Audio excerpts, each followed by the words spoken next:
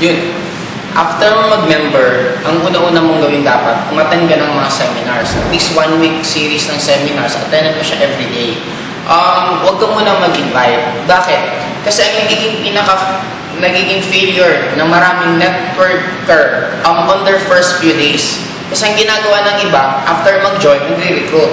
Ang dilemma kasi pag nag-recruit ka automatic, what if may mga tanong na hindi mo kayang sagutin? And especially, ang dami kasi sa atin na ang concept ng networking is negative. Ang nagiging dilemma, kaya maraming ibang nag-quit on their first few days. Kasi ang nangyayari nga, nag-recruit. Tinanong nung ni-recruit, automatic hindi niya masagot. Nung hindi niya masagot, magsasabi siya, ang hirap pala ng networking, kaya ayaw ko na lang mag-networking kasi ang hirap mag-recruit. Pero take note, kung naalala po natin, nag-aaral nga tayo ng elementary, high school, college. We spent more than 16 years sa pag-aaral na rin. Para lang kumita ng konti.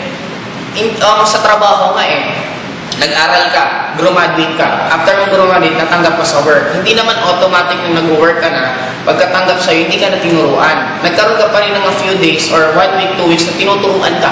Ano yung dapat mong gagawin? Imagine mo nag-aral ka na doon. Kaya sa networking, dapat ganun din ang gawin mo. Mas maganda, after mag-join, wag mo munang ikwento sa mga kaibigan kakilala mo. Ang gawin mo lang muna, pag-aralan mo ng business.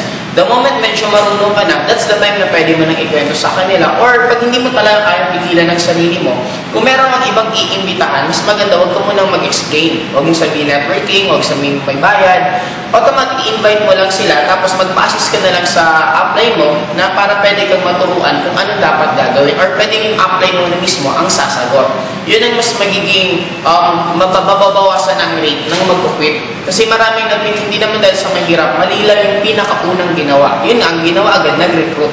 Nang dapat mong gawin, attend ka muna ng seminar, pag-aralan mo yung business. Pag the moment marunong ka na, saka ka na mag-recruit.